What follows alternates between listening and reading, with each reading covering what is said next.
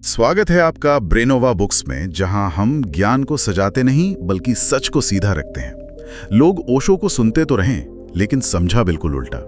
जब भी ओशो का नाम आता है तो जहन में क्या आता है? स्वतंत्रता, आनंद, विद्रोह, एक ऐसी छवि जो आज की पीढ़ी को बहुत आकर्षित करती है। लेकिन क्या हो अगर ये छवि ही उसकी बातों का सबसे खतरनाक और अधूरा सच हो? चलिए इस पे जरा गहराई से बात करते हैं। बिल्कुल। और यहाँ जो बात सबसे ज्यादा आकर्षक लगती है ना, वही सबसे बड़ा धोखा है। लोगों ने स्वतंत्रता का मतलब, जैसा आपने कहा, मनमानी समझ लिया। लेकिन ओशो की असली चिंता ये थी ही नहीं कि इंसान क्या करे। उसकी चिंता थी कि इंसान कैसा हो, और उसकी सारी बातों के केंद्र में एक बहुत बहुत गहरा डर छिपा था, एक चेतावनी जिसे सबने नजरअंदाज कर दिया। और यहीं से बात सच में बहुत दिलचस्प हो जाती है। ओशो को भीड़ से डर लगता था, उसे अंधभक्ति से ब्लाइंड फॉलोइंग से सख्त नफरत थी। ये सुनने में एक विरोधाभास लगता है ना? हाँ बिल्कुल, क्योंकि दुनिया तो उन्हें कैसे गुरु के रूप में देखती है जिसके लाखों अनुयायी थे। और यही ओशो के जीवन की सबसे बड़ी विडंबना है। वो अनुयायी नहीं चाहता था। तो क्या चाहता था? जागे हुए व्यक्ति, एक इंडिविजुअल। देखिए, भीड़ और व्यक्ति में जमीन आसमान का फर्क है। भीड़ का अपना दिमाग नहीं होता, वो एक लहर की तरह चलती है। हाँ, जबकि व्यक्ति के पास अपना विवेक होता है, अपनी समझ। ओशो का पूरा प्रयास व्यक्ति को जगाने का था, उसे भीड़ का हिस्सा बनाने का नहीं। उसका डर था कि लोग उसके पीछे चलना शुरू कर देंगे, जबकि वो चाहता था कि लोग अपने भीतर चलना शुरू करें। और इसी से उसकी वो सबसे बड़ी चेतावनी जुड़ी हुई है। हाँ, और वो चेतावनी बहुत सीधी थी, बहुत साफ। उसने बार बार कहा कि देखो, जागरूकता के बिना स्वतंत्रता बस अराजकता है, केओस है। ये बिल्कुल वैसा है जैसे किसी ऐसे इंसान के हाथ में आप एक फॉर्मूला 1 रेसिंग कार दे दें जिसे साइकिल भी ठीक से चलानी नहीं आती। तो नतीजा सिर्फ विनाश होगा, विनाश और कुछ नहीं। और ये कोई किताबी बात नहीं है। हम सब ने अपनी जिंदगी में ऐसे लोग देखे हैं जो मैं आजाद हूँ के नाम पर अपने रिश्ते तबाह कर लेते हैं, जिम्मेदारियों से भागते हैं। बिल्कुल, वो समझते हैं कि वो विद्रोही हैं, जबकि असल में वो सिर्फ बेहोश हैं। ओशो इसी खतरे की बात कर रहा था। लेकिन यहाँ एक सवाल खड़ा होता है, उस तेज रफ्तार गाड़ी की चाबी तो ओशो खुद ही लोगों के हाथ में दे रहा था, अपनी बातों से, अपने भाषणों से। तो क्या ये एक तरह का दोहरापन नहीं है? ये सवाल बहुत जायज है, लेकिन अगर हम गहराई में जाएं तो पता चलता है कि वो चाबी के साथ एक इंस्ट्रक्शन मैनुअल भी दे रहा था। और उस मैनुअल का नाम था ध्यान या जागरूकता। उसने साफ कहा था, ध्यान के बिना मिली आजादी आत्म विनाश का रास्ता है। पहले होश, फिर स्वतंत्रता। हाँ, लोगों ने क्रम ही उल्टा कर दिया। उन्होंने स्वतंत्रता को पहले चुना और होश को, जागरूकता को बाद के लिए छोड़ दिया, शायद हमेशा के लिए। तो फिर ध्यान से उसका असली मतलब क्या था? क्योंकि आमतौर पर तो लोग ध्यान का मतलब समझते हैं आंख बंद करके आधा घंटा बैठ जाना। नहीं, बिल्कुल नहीं। और यही एक और बड़ी गलतफहमी है। ओशो के लिए ध्यान कोई क्रिया नहीं थी। तो क्या था? एक गुणवत्ता थी, अ क्वालिटी। उसका मतलब था 24 घंटे का होश। आप जो भी कर रहे हैं, चाहे चल रहे हो, खा रहे हो, उसे पूरी जागरूकता के साथ करना, एक साक्षी की तरह देखना। हाँ, बिना किसी जजमेंट के। ये कोई पार्ट टाइम काम नहीं था, ये जीने का एक ढंग था। उसका कहना था, पहले इस होश को साधो। जब तुम अपने भीतर के ट्रैफिक को देखना सीख जाओगे, तब तुम्हें बाहरी दुनिया में स्वतंत्रता से जीने की कला आएगी। और लोगों ने ये मुश्किल हिस्सा छोड़ दिया। ये बात हैरान करती है। अगर चेतावनी और तरीका दोनों इतने साफ थे, तो फिर चूक कहाँ हुई? संदेश में कमी थी या सुनने वालों में? इसका जवाब इंसानी मनोविज्ञान में है, और खासकर हमारे समाज की मानसिकता में। हम हमेशा वो बातें चुनते हैं जो हमें आराम देती हैं, जी हाँ, है ना? जो हमारी इच्छाओं को सही ठहराती हैं, हाँ, जो हमें सूट करती हैं। एग्जैक्टली। ओशो का दर्शन एक दोधारी तलवार जैसा था। एक धार पर स्वतंत्रता, आनंद, उत्सव था, जो सुनने में बहुत अच्छा लगता है। और दूसरी धार पर थी जागरूकता, ध्यान, गहरी जिम्मेदारी, जो मेहनत का काम है। लोगों ने बस एक ही धार को देखा। ये एक तरह का कन्वीनियंट लिसनिंग है। और हमारे समाज में तो इसकी जड़ें बहुत गहरी हैं। हाँ। एक तो ये सोच के जो अच्छा लगे वही सच है।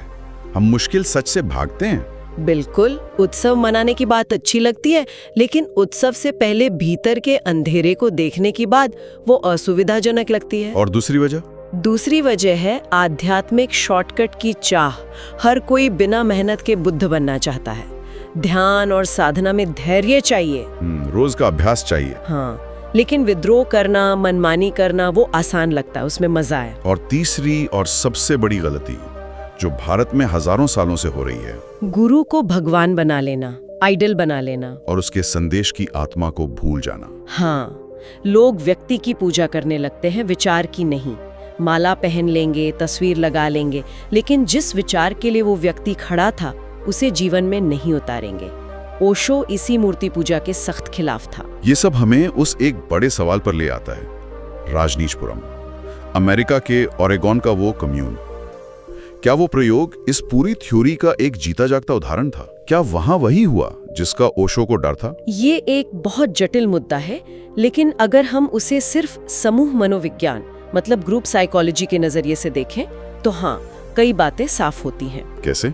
देखिए, राजनीशपुरम में हजारों बुद्धिमान और स्वतंत्र सोच वाले लोग इकट्ठा हुए थे, लेकिन जब एक समूह बनता है तो एक समूह मन भी बनता है, एक कलेक्टिव आइडेंटिटी। हाँ, वहाँ स्वतंत्रता का नारा तो था, लेकिन क्या हर व्यक्ति व्यक्तिगत स्तर पर उतनी ही जागरूकता साध रहा था?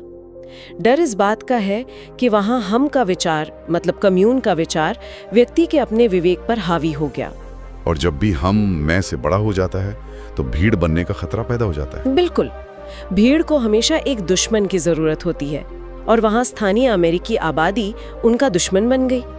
तो हाँ, ये कहा जा सकता है कि जिस भीड़ के खिलाफ ओशो जीवन भर बोलता रहा, उसी का एक रूप शायद उसके अपने ही आंगन में खड़ा हो गया था। तो इसका मतलब यह है कि ओशो की शिक्षाओं के जो दूसरे पहलू थे, जैसे प्रेम या रचनात्मकता, वो भी इसी जागरूकता की शर्त से बंधे थे। निश्चित रूप से यह शर्त हर चीज पर लागू होती थी। ओशो के अनुसार बिना जागरूकता के प्रेम सिर्फ मोह है, कब्जा है, ईर्ष्या है। हाँ, हम जिसे प्रेम कहते हैं वो अक्सर दूसरे पर अधिकार करने की कोशिश होती है, लेकिन जब प्रेम में जागरूकता घुलती है तब वो ध्यान बनता है, तब उसमें सम्मान होता है। और रचनात्मकता? बिना जागरूकता के रचनात्मकता सिर्फ अहंकार का प्रदर्शन है, मैं कितना महान हूँ ये दिखाने की कोशिश। लेकिन जब जागरूकता के साथ कुछ रचा जाता है तो वो कला ध्यान बन जाती है। तो मूल सूत्र एक ही था, जागरूकता। वो चाबी थी जो हर ताले को खोलती थी। ये सब सुनकर तो ऐसा लगता है कि हम जिस ओशो को जानते हैं, जो पॉप कल्चर में है, वो असली ओशो था ही नहीं। तो फिर उसका असल संदेश क्या था? अगर अनुयायी बनाना नहीं था तो उसका असल संदेश था अनुयायी होने के विचार को ही नष्ट कर देना, फॉलोअरशिप की धारणा को ही मिटा देना। हाँ, उसका पूरा प्रयास इसी बात पर था कि इंसान जागे, भेड़ ना बने। भेड़ें हमेशा झुंड में चलती हैं, उन्हें एक गणरिया चाहिए। लेकिन इंसान की गरिमा अकेले खड़े होने में है, अपनी रोशनी खुद बनने में। बिल्कुल, ओशो कोई गणरिया नहीं बनना चाहता था। वो हर इंसान को एक दिया बनाना चाहता था जो अपना रास्ता खुद रोशन करे। लेकिन हुआ इसका ठीक उल्टा। लोगों ने उसे ही मसीहा बना लिया और उसके पीछे चलने लगे। और यही सबसे बड़ी विडंबना है। उनकी असली चिंता कुछ और ही थी। कुछ और थी, लेकिन उनके पूरे व्यक्तित्व से, उनके प्रवचनों से विद्रोह की एक गंध तो आती थी। वो स्थापित धर्मों पर, समाज पर, राजनीति पर लगातार चोट करते थे। तो क्या ये कहना सही होगा कि लोगों ने जो समझा वो पूरी तरह गलत था, या उन्होंने संदेश के बस एक हिस्से को ही पूरा संदेश समझ लिया? बिल्कुल सही पकड़ा आपने। उन्होंने एक हिस्से को ही सब कुछ मान लिया। विद्रोह था, हाँ, लेकिन सवाल यह है कि विद्रोह किससे? समाज से? नियमों से? नहीं। उनकी मूल चिंता बाहरी नहीं थी, वो भीतरी थी। उन्हें भीड़ से डर था। उन्हें उस मानसिकता से नफरत थी जो बिना सोचे समझे किसी के पीछे चल देती है। आंख बंद करके अनुसरण करने वालों को वो जीवित लाशें कहती थी। उनका असली विद्रोह उस भीतरी गुलामी के खिलाफ था। भीतरी गुलामी? ठीक है, तो चलिए इसे खोलते हैं। इसका मतलब क्या है? अगर आजादी का मतलब सामाजिक नियमों को तोड़ना नहीं था, जैसा ज्यादातर लोग समझते हैं, तो फिर ओशो के लिए असली आजादी क्या थी? यहाँ पर जागरूकता या अवेयरनेस का विचार वो केंद्र में आता है। ओशो के लिए असली आजादी बाहरी दुनिया में कुछ करने या ना करने से नहीं मिलती, वो भीतर से आती है। ये आजादी है अपने अंदर की अनजाने में बनी आदतों से। आदतों से? हाँ, अपने तयशुदा रिएक्शन से। हम सब एक तरह के ऑटो पायलट पर जीते हैं।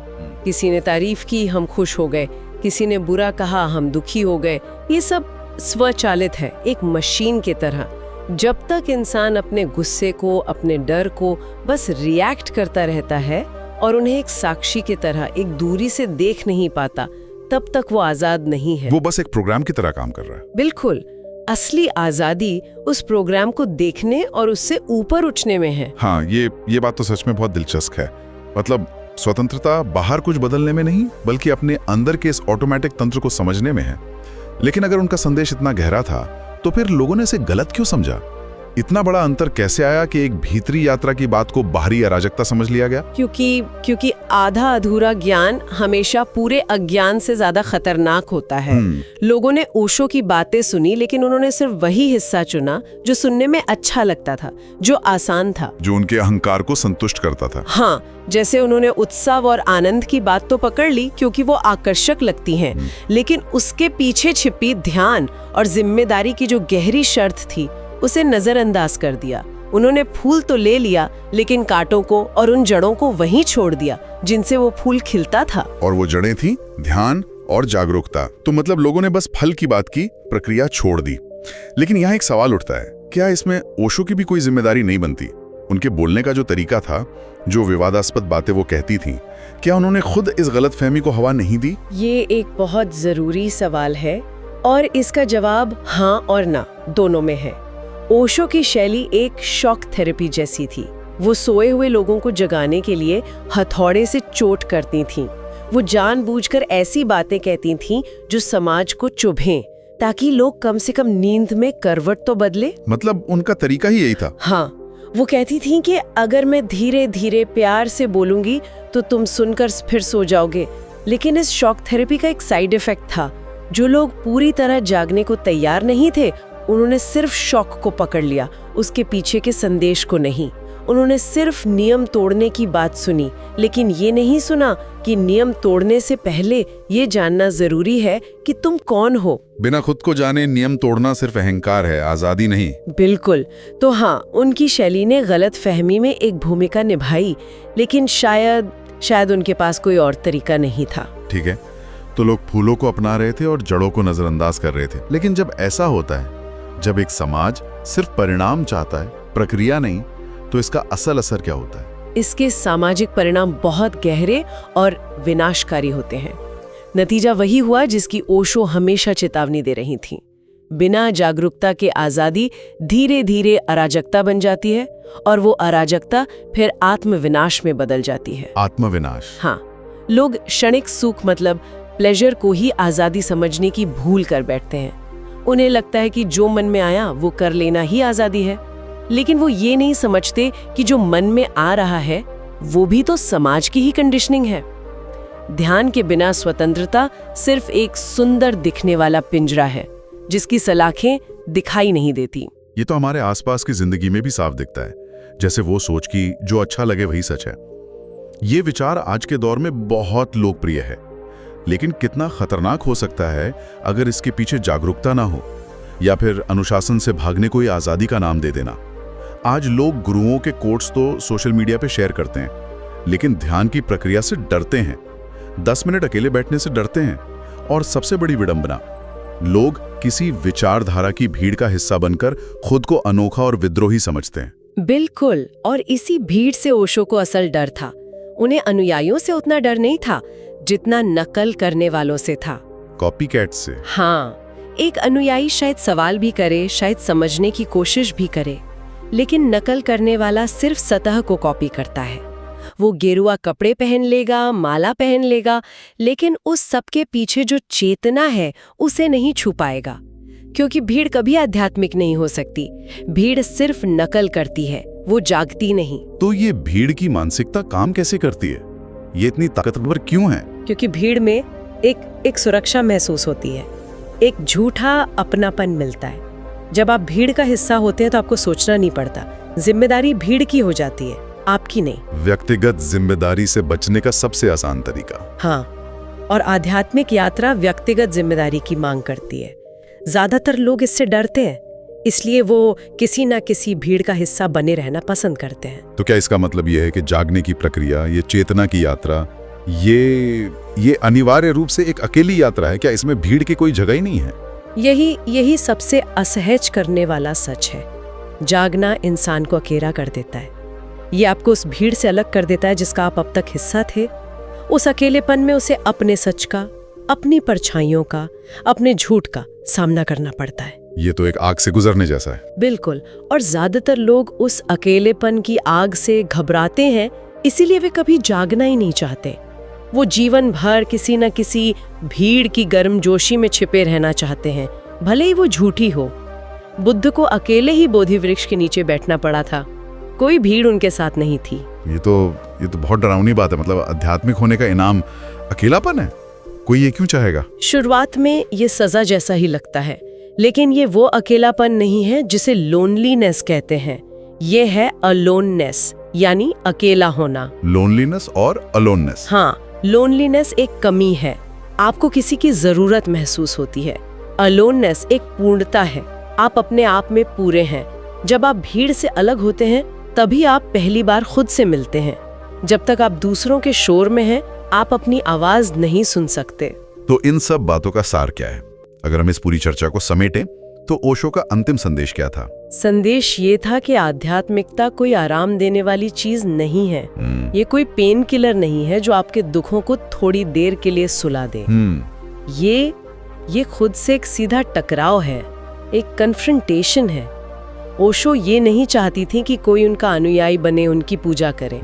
वो चाहती थी कि इंसान जागे। वो एक अलार्म क्लॉक की तरह थी। और शायद इसीलिए लोग उनसे नाराज भी हुए, और आज भी होते हैं, क्योंकि कोई भी अपनी आरामदायक नींद से, अपने मीठे सपनों से जागना नहीं चाहता। ठीक कहा। उन्होंने कभी नहीं कहा मुझे फॉलो करो, उन्होंने हमेशा कहा खुद को देखो, अपने अंदर झांको। और असल डर वो वहीं से शुरू होता है। किसी और के पीछे चलना बहुत आसान है, अपने अंदर के अंधेरे में उतरना मुश्किल है। ओशो इसलिए खतरनाक थे क्योंकि वो आपको बदलना नहीं चाहते थे, वो चाहते थे कि आप खुद को देखना शुरू करें।